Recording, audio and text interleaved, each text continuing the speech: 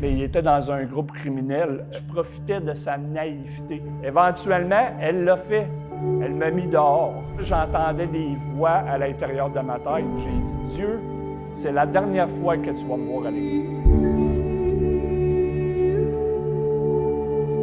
Bonjour tout le monde, mon nom est Dominique Mathieu.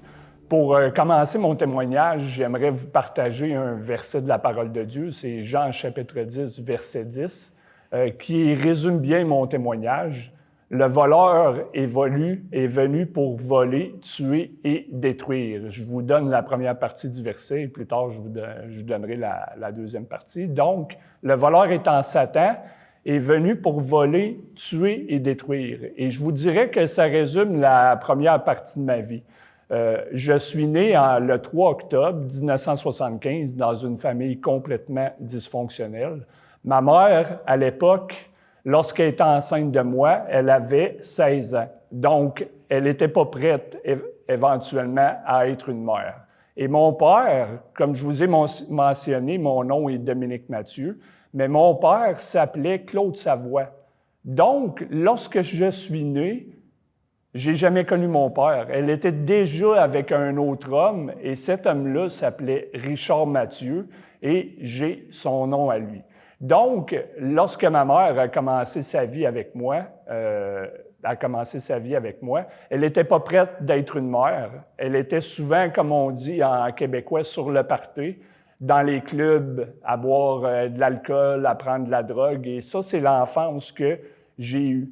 Donc, de l'âge de 6 ans à 11 ans, j'ai déménagé environ une vingtaine de fois. Je vais en parler un petit peu plus tard, là, mais c'est pour vous expliquer comment que ma famille était dysfonctionnelle. Mais lorsque je vivais avec ma mère et Richard Mathieu, qui n'était pas mon père à moi, mais qui était le père à ma sœur, je ne veux pas rentrer dans les détails, là, mais disons que c'était une famille dysfonctionnelle et j'ai eu des abus que vous pouvez vous imaginer. Mais je n'ai pas aucune rancœur face à ça. Même avant d'être sauvé, avant que le Seigneur Jésus-Christ me sauve, j'avais déjà fait la paix avec moi-même et j'avais enlevé l'amertume que j'avais dans mon cœur, mais je vais en parler un petit peu plus tôt.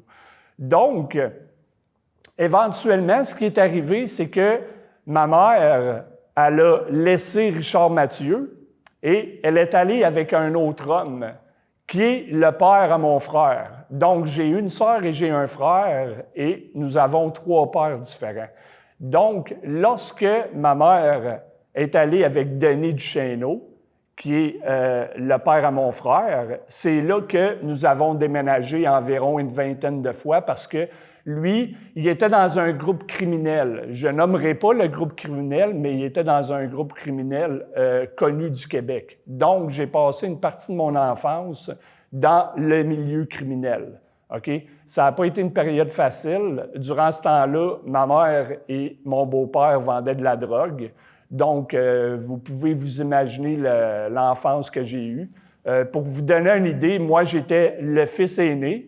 J'avais une sœur 1 an de plus jeune que moi et j'avais un frère et nous passions des nuits complètes seuls. Ça, c'est à l'âge de 7-8 ans.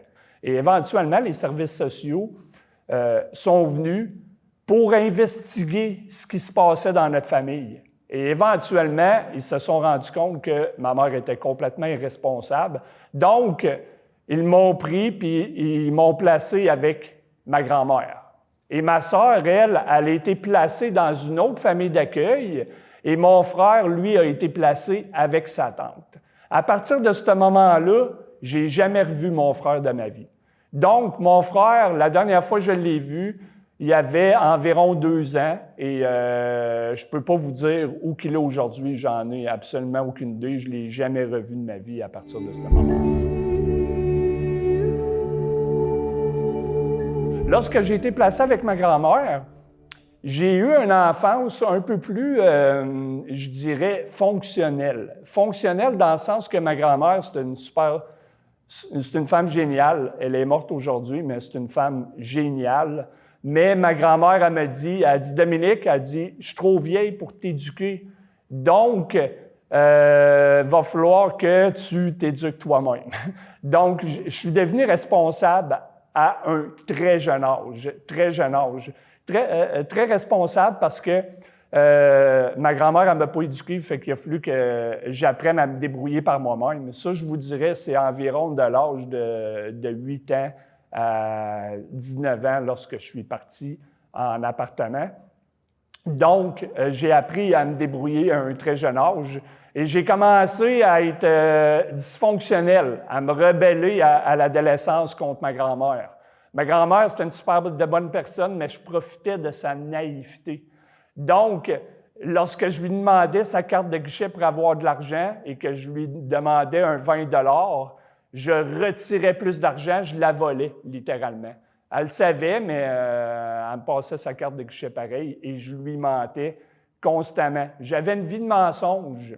Au début de l'âge adulte, je vivais encore avec ma grand-mère et au début de l'âge adulte, ma vie de mensonge était devenue de plus en plus grande. Dans ce temps-là, j'avais une blonde qui s'appelle Marie-Claire et j'avais une vie de mensonge avec elle. J'avais déclaré à mes amis et à elle que ma mère était décédée parce que ma mère avait des problèmes de consommation et je ne vivais pas avec et je ne voulais pas que mes amis soient au courant de ça. Donc, je m'étais fait une double vie. Je disais aussi que je travaillais, mais je ne travaillais pas durant ce temps-là. Je vivais sur la carte de guichet à ma grand-mère. Donc, lorsque j'avais besoin de sortir avec mes amis et j'allais dans les clubs, je le faisais aux dépens de l'argent à ma grand-mère. Donc, je profitais littéralement de elle. Éventuellement, durant cette période-là, ce qui est arrivé, c'est que ma grand-mère, vu que je commençais à être un adulte, j'avais environ 18 et 19 ans, 18 ou 19 ans, ma grand-mère, elle voulait que je travaille, mais moi, je ne voulais pas travailler. Je viens d'une famille où que tous les gens dans ma famille, c'est pas compliqué, c'est une famille de bougons. Je ne sais pas si vous vous rappelez de l'émission Les Bougons, mais c'est littéralement ça.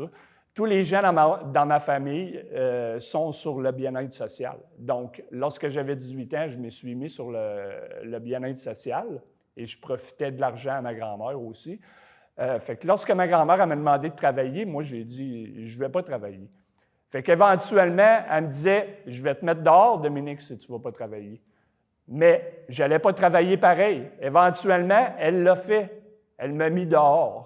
Mais juste avant qu'elle me mette dehors, c'était une période assez difficile pour moi parce que juste avant qu'elle me mette dehors à la porte, ma sœur est décédée. Ma sœur est décédée à l'âge de 21 ans d'une crise de cœur. Donc, lorsqu'elle est décédée, ça a été le pire jour de ma vie. J'ai été à l'Église catholique. Dans ce temps-là, j'étais athée, je ne croyais pas en Dieu. J'étais à l'Église catholique et lorsque c'était le service à ma sœur, j'ai dit « Dieu, si tu existes, c'est la dernière fois que tu vas me voir à l'Église. » J'étais en colère contre lui. J'avais une colère et une rage contre Dieu. Je disais que j'étais athée, mais dans le fond, je le savais que Dieu existait quelque part. C'est juste que je n'avais pas de relation personnelle avec lui et je ne le connaissais pas. Fait qu'éventuellement, lorsque ma sœur est décédée, ça a été le pire jour de ma vie. Et une semaine après, j'ai reçu la nouvelle que ma mère était à l'hôpital, puis ma mère est décédée une semaine après. Fait que mon monde, à partir de ce moment-là, a complètement chamboulé. Je ne l'ai pas accepté le fait qu'ils étaient décédés et je ne l'acceptais pas et je ne le partageais pas aux autres. Donc, j'ai gardé ça complètement pour moi-même. Je ne l'ai pas partagé à aucun de mes amis parce que dans ce temps-là, j'avais déclaré à mes amis que ma mère était décédée. Eux autres n'étaient pas au courant que j'avais ma mère. Donc, je ne pouvais pas leur déclarer que ma mère était décédée puisque j'avais dit à mes amis que ma mère, elle était déjà morte. Et je n'avais pas déclaré aussi à mes amis que ma sœur était décédée. Donc, je l'ai complètement extériorisé à l'intérieur de moi. Vous savez, quand on extériorise nos émotions, c'est un jeu qui est extrêmement dangereux. Et durant cette période-là, lorsque ma mère et ma sœur sont décédées et que ma grand-mère me demandait d'aller travailler, je n'ai pas accepté et ma grand-mère m'a mis à la rue. Donc, j'avais ma sœur qui était décédée, ma mère qui était décédée et j'étais à la rue. Donc, je me suis loué un appartement et j'ai trouvé un travail parce que je n'avais pas le choix de travailler. Mais l'histoire de ma mère et de ma sœur et le fait que ma grand-mère m'a mis à la rue, je ne l'acceptais pas. Durant ce temps-là, ma mère était comme ma grand-mère. Donc, j'essayais de reprendre contact avec elle, mais elle vivait avec ma tante. Et ma tante avait des problèmes de schizophrénie, donc elle devait prendre soin d'elle. Donc, ma grand-mère, elle avait complètement coupé les liens avec moi. Mais j'avais toujours une pensée à l'intérieur de moi lorsque je vivais seul, même si j'avais de l'amertume envers ma grand-mère. Et j'étais triste pour le fait de ma sœur et de ma mère qui étaient décédées. C'était cette pensée-là que je devais quitter Québec pour aller à Montréal. À chaque soir que je me couchais, j'avais cette pensée-là que je devais quitter Québec pour aller à Montréal parce que j'avais des gros problèmes de drogue, de consommation de drogue durant cette période-là et je voulais faire une thérapie. Donc, un jour, je suis parti à Montréal et j'ai tout quitté. J'ai quitté ma blonde, j'ai tout quitté mes amis, je ne leur ai pas dit que je m'en allais, je suis parti. J'ai laissé mon appartement dans un état complètement dégueulasse. Je suis arrivé à Montréal et j'étais dans la rue, j'étais itinérant. J'ai été itinérant pour environ une semaine. J'étais allé sur le pont Jacques-Cartier parce que je voulais me suicider, mais j'ai dit, Seigneur, j'ai dit, si tu existes, tu peux-tu faire quelque chose pour moi? Donc, j'étais allé sur le pont Jacques-Cartier pour me suicider, mais sur le pont Jacques-Cartier, on met des clôtures anti-suicide. Donc, je n'ai pas pu me garrocher en bas du pont Jacques-Cartier. Mais vous savez, quelqu'un qui veut se suicider va toujours trouver le moyen de le faire. Ce n'est pas que je voulais vraiment me suicider, c'est que je voulais de l'aide. Donc, j'ai appelé le 911 et je leur ai dit, je veux me suicider. Pouvez-vous me trouver un centre de thérapie, s'il vous plaît, pour que j'arrête mes problèmes de consommation? Ils ont envoyé 3 voitures de police. À partir du moment qu'ils ont envoyé 3 voitures de police, ils pensaient que j'étais en état de crise, mais non, je n'étais pas sur la consommation d'alcool ou de la drogue, j'étais complètement normal. Normal, mais durant cette période-là, j'entendais des voix à l'intérieur de ma tête. Je virais tranquillement pas vite vers la schizophrénie. Ça, c'est l'effet de la drogue. La police m'a envoyé à la mission Bon Accueil. Et la mission Bon Accueil, c'était une mission chrétienne. Dans le temps, c'était chrétienne en 2005. Et c'était géré principalement par des pasteurs pentecôtistes. Et il y avait quelques pasteurs baptistes aussi qui travaillaient là, à cet endroit-là. Et à la mission Bon Accueil, j'ai entendu parler pour la première fois de l'Évangile. Mais durant cette période-là, je n'étais pas intéressé à la parole de Dieu parce que j'ai été élevé durant le temps que j'étais avec ma grand-mère comme étant mormon. Ma grand-mère, elle était mormone. Donc, les mormons m'avaient complètement mélangé sur la parole de Dieu. Donc, lorsqu'ils m'ont présenté l'Évangile pour la première fois, je ne l'acceptais pas. Parce qu'à la mission Bon Accueil, ils essayaient de me convaincre que Jésus-Christ était Dieu et pour moi, je n'étais pas d'accord que Jésus-Christ était Dieu. Éventuellement, ils ont réussi à me convaincre et j'ai fini par accepter que Jésus-Christ était Dieu et qu'il est mort pour mes péchés sur la croix et qu'il est ressuscité le 3e jour. Et que je ne pouvais pas me sauver par moi-même, que j'avais besoin du Christ et de son sacrifice pour qu'il me sauve.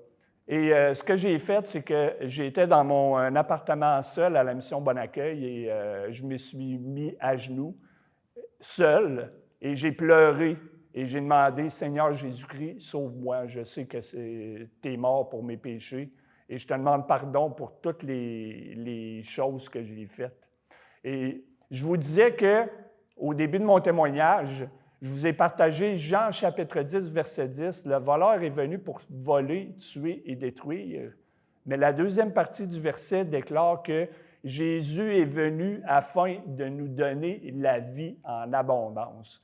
Tout ce que je me suis fait voler par Satan, le Seigneur a commencé par me restaurer tranquillement, pas vite, le Seigneur Jésus-Christ. Comme je vous disais, j'entendais des voix dans ma tête. Je n'ai jamais pris de médication pour la schizophrénie. Mais éventuellement, ces voix-là, ils ont cessé. Ça a été sur une période d'1 an. Ça a pris environ 1 an pour que les voix cessent dans ma tête et que le Seigneur me guérisse complètement. Et comment que je crois personnellement que dans ma vie m'a guéri? m'a délivré de ces esprits maléfiques, c'est que durant une période de 4 ans, le temps que j'étais à la mission, j'avais pas de télévision, j'avais pas Internet, j'allais à l'église 4 fois par semaine, j'étais toujours impliqué à l'église et je passais mon temps dans la prière, le travail, la lecture de la parole de Dieu et l'implication dans mon église locale. Bien, le Seigneur s'est rapproché de moi et il m'a restauré, il m'a délivré de ces esprits-là et j'entendais plus aucune voix.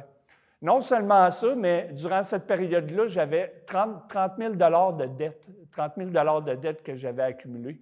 Et je voulais faire faillite personnelle, mais le Seigneur me mettait à cœur et dit, « C'est ton problème, c'est toi qui as accumulé ces dettes-là, donc c'est à toi de les repayer. » Et tranquillement, pas vite, le Seigneur aussi, par le travail, j'ai trouvé un travail au salaire minimum, mais je payais toujours ma dette. Au début, lorsque je payais cette dette-là, ça ne couvrait même pas les intérêts de ma dette. Je payais 100 $ par mois et j'avais 150 $ d'intérêt par dette. Donc, j'étais découragé, mais ça a pris 15 ans et le Seigneur m'a aidé à payer ma dette. Le Seigneur aussi, durant cette période-là, m'a donné le désir de le servir. Donc, durant cette période-là, j'ai commencé à étudier la parole de Dieu et j'ai fait l'Institut biblique et éventuellement, j'ai reçu mon diplôme de l'Institut biblique et j'ai commencé à le servir en prêchant la parole de Dieu à mon église locale.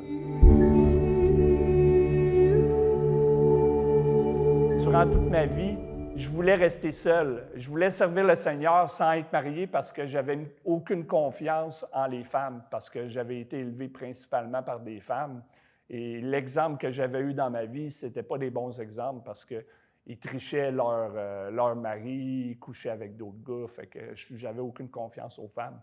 Mais éventuellement, le Seigneur, il a mis une femme dans ma vie qui est une femme qui vient des Philippines. Et c'est spécial parce que on s'est rencontrés en 2015, on s'est rencontrés en 2013. Je l'ai mariée en 2015, mais j'ai les Philippines dans la tête depuis 2009. Je ne sais pas pourquoi que le Seigneur m'a mis les Philippines dans la tête depuis 2009. Ce qui est arrivé, c'est que, comme je vous disais, j'ai les Philippines dans la tête depuis 2009. J'ai marié ma femme en 2015, mais ça n'a jamais parti, ce désir-là. Même si je prêchais la parole de Dieu en français, je pensais toujours aux Philippines. Et là, je le sais pourquoi que le Seigneur avait mis ça dans ma tête en 2009. C'est que je crois que le Seigneur a comme désir qu'on aille missionnaire là-bas. Aujourd'hui, moi et ma femme, on sert le Seigneur. On a 2 enfants, David et Jonathan, qui sont merveilleux. Si je vous conterais toutes les choses que le Seigneur a fait dans ma vie puis qu'il m'a donné, c'est abondamment, beaucoup plus que tout ce que j'aurais pu penser que le Seigneur aurait pu faire dans ma vie. Et ça, c'est la puissance du Saint-Esprit et du Seigneur Jésus-Christ. Il y a seulement le Seigneur Jésus-Christ qui peut restaurer une personne comme ça. Je vous remercie de m'avoir écouté et soyez bénis.